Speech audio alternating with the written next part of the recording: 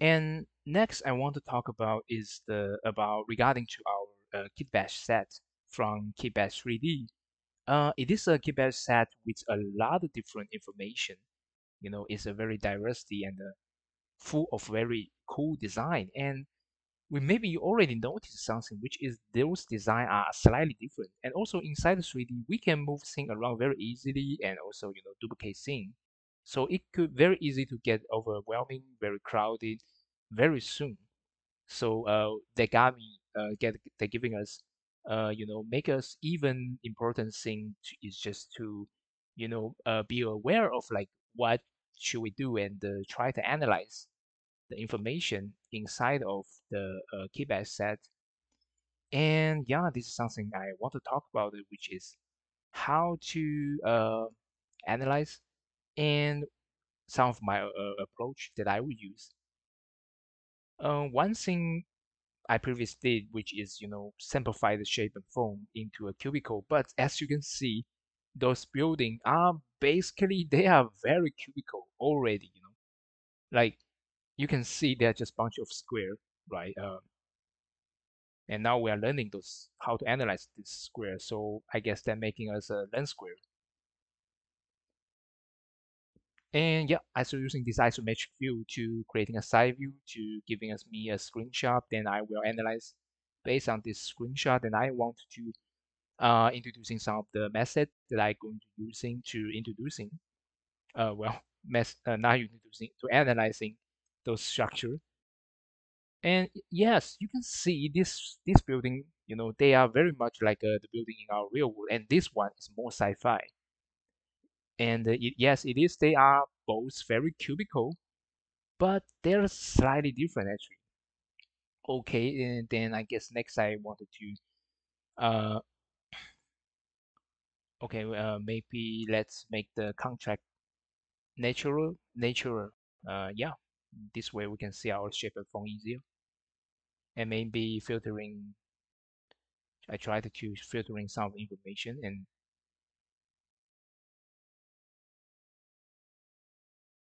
yeah, I tried to creating some pan over.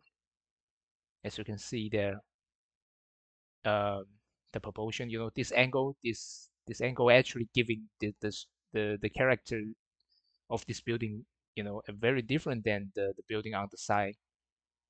This slightly you can see bevel or some shape. This kind of shape is kind of easy to do in digital, inside the Blender or any 3D tool, but it's actually quite difficult to do in the real world. So in the real world, we kind of didn't see a lot of this kind of building, because uh, sometimes in the real world, usually architecture won't go this way just because they want to make things cooler. It is very difficult to do inside the real world. So this slightly different, actually giving the personality of this building very different, and also this building, this little this part that had a little phone changing, giving a different rhythm and the scale, sorry, not scale, proportion, you know, of this building. It just and also this flow, in creating a flow for this building.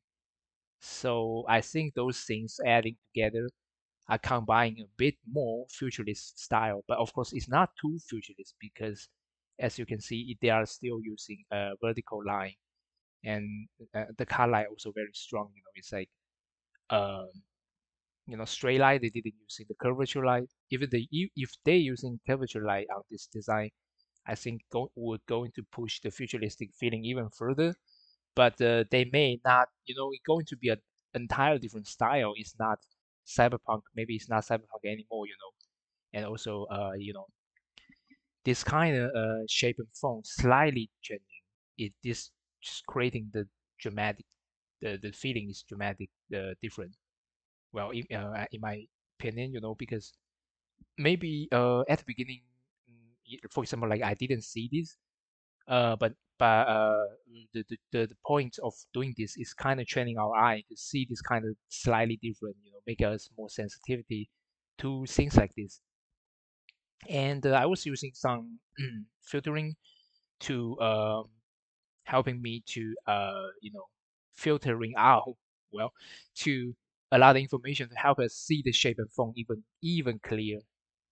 So as you can see that one thing I see, this building, this kind of building, it is very much like maybe you see Ghost in the Shell, or a lot of building in Hong Kong or in Asia, and in Taiwan is kind of too. We got this kind of building a lot, which is they got a very heavy look. They are like a framing, almost like a jail, framing the windows inside. So yeah, I try to do a little uh like a drawing to duplicate this kind of effect. I think I want this kind of effect to be more easy to understanding. So as you can see, the wall, or you can say the column parts of this building, they are super super big. So just like I say, they're like jail. Uh, and